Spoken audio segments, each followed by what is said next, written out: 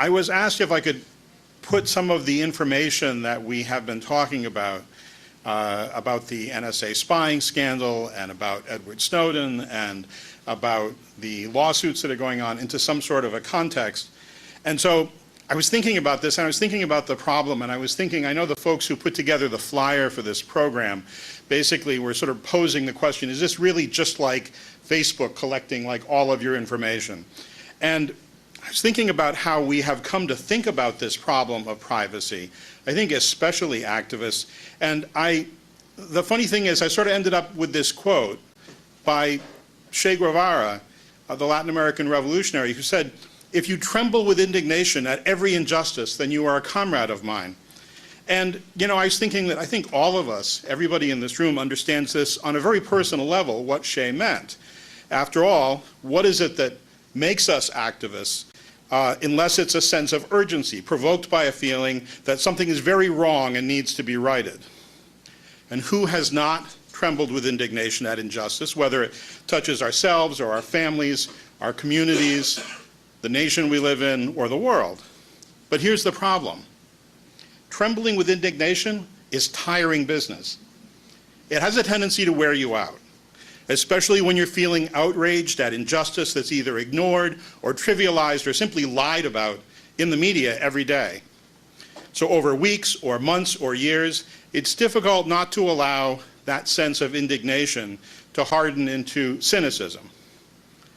And I think that's why, for example, so many activists describe Jon Stewart's The Daily Show, for whatever political faults it may have, as more like the news than the news.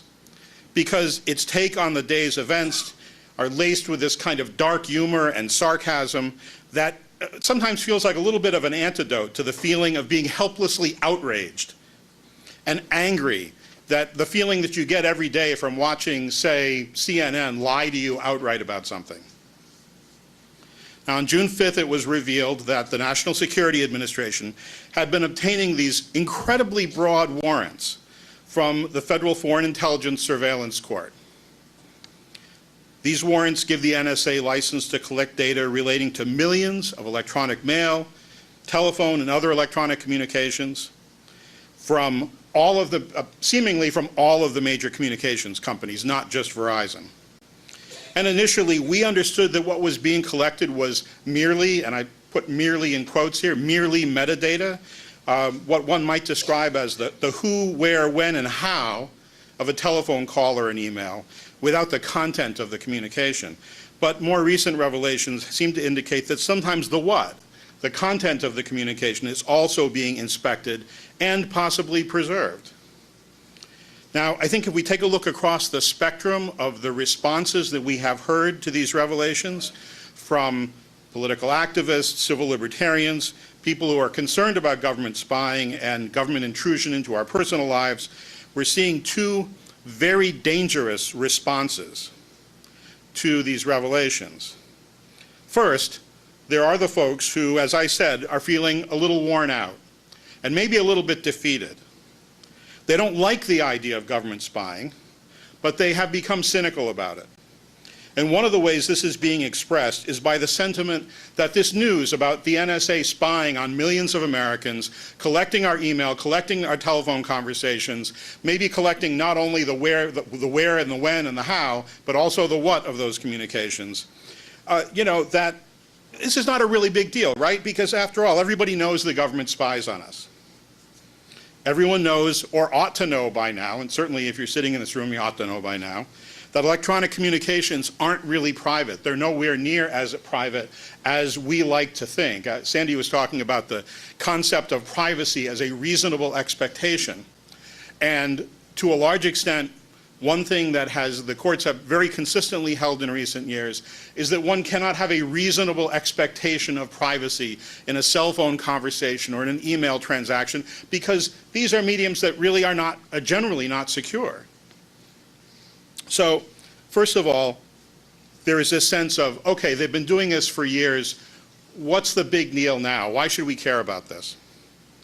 And second, the second perspective that we've heard, and I think this is it's scary and it's also kind of sad given who it's coming from, is that there are some progressive-minded folks who are basically embracing and even parroting the Obama administration's talking points. And I should say not just the Obama administration, but the entire Democratic Party administration, the entire Democratic Party machinery, that, after all, the spying isn't really spying.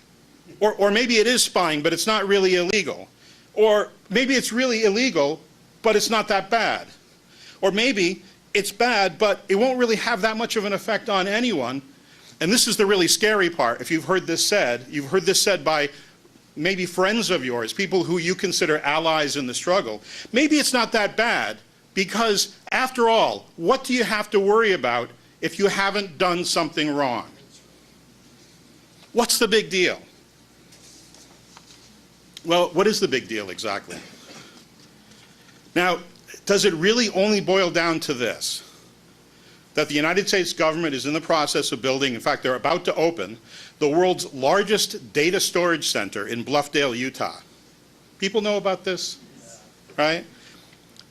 One NSA official simply called the Utah facility just a big file cabinet out in the western area.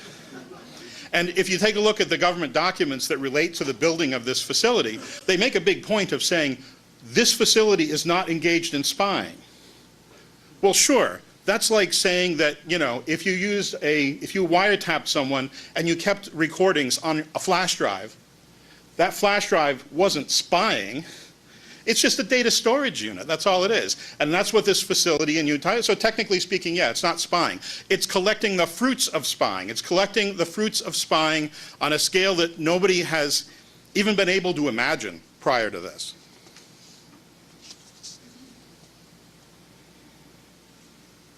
I read yesterday when I was doing a little bit of research on this that this new facility is going to preserve up to something called a yottabyte of data. And I love this. It's like, you know, a yottabyte. I haven't even heard of this before. They have described it as the equivalent of 500 quintillion pages of text. And you know, there are folks here that understand this sort of thing better than me, but I understand that this is the largest data storage term that is currently in use. In other words, you know, those of us who grew up becoming familiar, like starting to become familiar with computers and hearing about kilobytes and megabytes and then gigabytes, a yottabyte is as big as it gets. So apparently, when they open this facility, it will give them the ability to store not just your telephone and email communications, which is a pretty big deal, but also records of your online purchases, records of the books you checked out of your local library, and the parking tickets that you paid online. And they will be able to preserve this, theoretically, forever.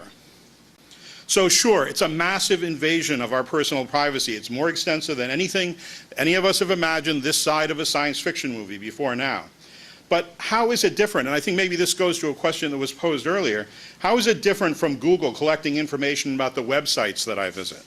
How is it different from Facebook using algorithms to determine which advertisements they're going to display to me when I log on? Which, after all, is a project that seems to be pretty much in its infancy, judging by the number of times that these ads have either invited me to visit Israel, have asked whether I favor deporting illegal aliens, or have asked me to purchase American flag baseball caps. So, you know, I'm not really sure. If that were the extent of it, I'm not sure I'd really be all that worried. Certainly one thing we want to consider is how the US government is treating the revelations about this spying. After all, it took the federal government less than 2 weeks to seek an indictment against Edward Snowden, who's the person who blew the whistle on this, to charge him with espionage and theft of government documents. Espionage, seriously? I think it's helpful when we're thinking about the implications of this, of what the government thinks are the implications of its data collection process. Is it really just like Facebook? Is it really just like Google? Is to take a look at this. Well, when have the feds relied on the Espionage Act before?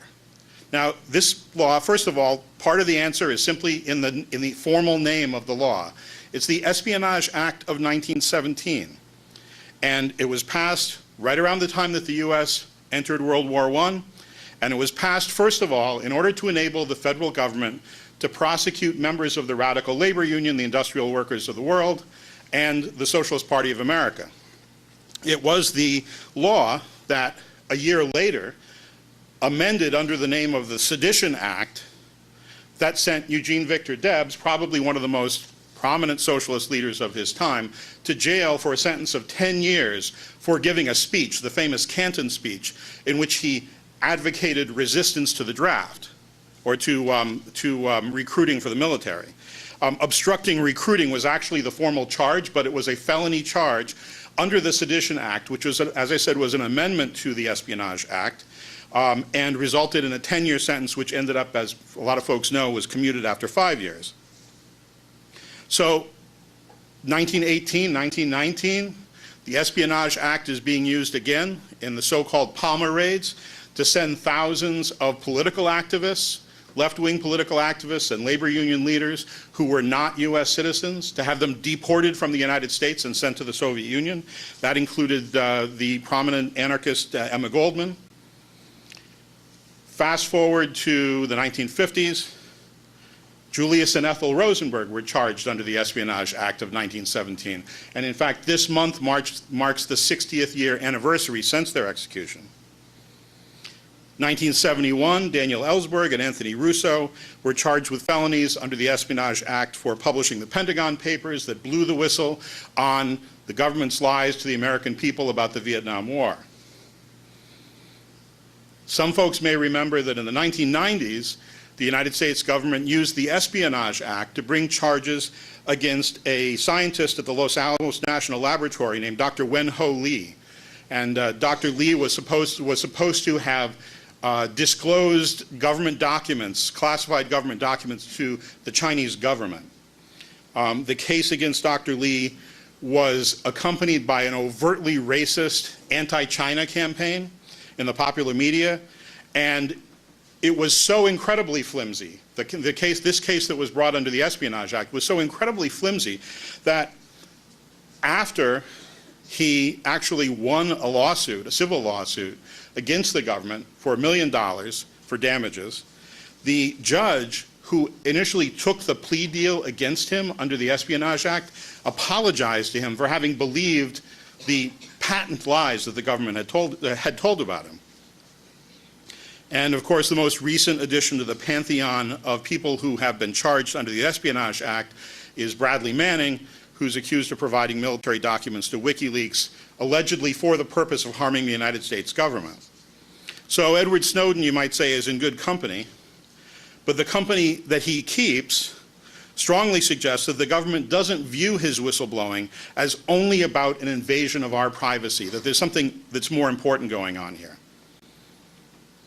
And when you think about what that might be, the answer is really incredibly simple.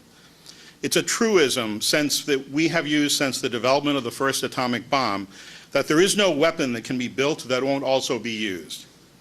And if information is power, then the technology that gives the government the ability to collect information is also potentially a weapon. Now, how has domestic information gathering been used as a weapon? Or maybe we should ask, how has it not been used as a weapon? The FBI acknowledges that over the last several years, there's been a meteoric rise in hate crimes against Muslims and also against Latinos. Have we seen this accompanied by a meteoric rise in the use of government technology to prosecute these hate crimes? Absolutely not. What about the use of terror tactics against women's health clinics? We've seen those on the rise. Have we seen evidence that the government is using this incredible wealth of data and all of this technology in order to bust these anti-women hate groups? Clearly not. To the contrary, what we've seen is a dramatic escalation in the use of high technology surveillance to spy on, interfere with, disrupt, and arrest community activists in the Muslim community, environmental activists, people in solidarity with Palestine, and in broad terms, the Occupy movement. Now, some of us who are old enough to remember COINTELPRO, the government spying program that especially targeted the Black Liberation Movement and the student anti-war movement in the 60s and 70s, recognize this. What we're looking at now is COINTELPRO on steroids, on high-tech steroids. We have seen in the last few years the emergence of something called fusion centers. The fusion centers are a network of 77 primary intelligence gathering centers. They're actually hosted not by the federal government, by local authorities or state authorities within the areas in which they are located. And the Department of Homeland Security describes them as the focal point within the state and local environment for the receipt, analysis, gathering, and sharing of threat-related information. In other words, exactly the kind of information that can be obtained through collecting all of this information about each one of us, about our activities, about who we talk to, and when and where and how we talk to them, and what we have to say to them. In other words, the NSA collects the data and stores it, and fusion centers and other parts of the government police apparatus use that data in order to address what they have designated as threats. And as we know, the determination of threats has recently included all manner of perfectly legal activity, from religious observance to charitable works to political expression. Now, I think when you take this issue of surveillance and data gathering and put it into the context of police powers that are being used to spy on and disrupt people and organizations, that really ought to be enough to answer the so what question. The so what question that's posed by cynics and by Obama apologists. So what? What difference does it make if we're doing this? Well, this is the difference that it makes. And that might be enough. I would think it would be enough. But I'm going to tell you that I think there is actually an even graver concern that we should have. And, you know, folks who know me know that I don't like to peddle conspiracy theories. I believe that conspiracy theories sow distrust. I think they disempower people, and I think they distract people from the way that the system actually really does work. So, you know, consider my words in that context. But I think that what we're witnessing here is such an exponential expansion of government surveillance, combined with a similar exponential expansion of law enforcement efforts directed against peaceable activities. This is like COINTELPRO, and the differences are in scope, but not in character. But I think that there is one other difference which we're seeing. And actually, I think that Sandy alluded to this, and I don't know that this is necessarily what she meant, but it's certainly what I drew from it, that, you know, what we're looking at here is a system of government surveillance that in the past was used behind closed doors without any sort of government surveillance, and with the idea that, you know, when it came to light, Congress might very well place some check on it, or the judicial system might place some kind of check on it. But what we're witnessing every day as these revelations come out is that the political body seems to have no interest whatsoever in placing any check, or even in understanding the full scope of these revelations. So on the one hand, we've got the right-wing populist politicians who are ranting about big government, but they're not interested in this form of big government. On the other hand, we've got the liberal constitutionalist politicians who are saying, we have to protect the Bill of Rights, but are completely silent about one of the gravest threats to our Bill of Rights. And I think that what we're actually seeing right here is the foundation for the development of, in a very genuine sense, a security state. A security state in which the government's spying and the government's police activities are so thoroughly insulated from any political repercussions, and perhaps eventually from any judicial repercussions, such that we are now looking at the point when a legislative response or a judicial response might really be quite meaningless, where these so-called checks and balances that exist within this system become no more than a useless appendage, and the operations of organizations like the NSA and the FBI and the CIA become the government, become the only appeal to their good nature is the only recourse with which we're left. So I think in response to the question, so what? I think these revelations present us with something that is so incredibly dangerous that it's not an exaggeration to say that it genuinely threatens the Constitution, the Bill of Rights, and any semblance of democracy that's left in this society. And I know I ran long, I'm sorry. It's okay. But you knew that would happen. Thank you, Peter.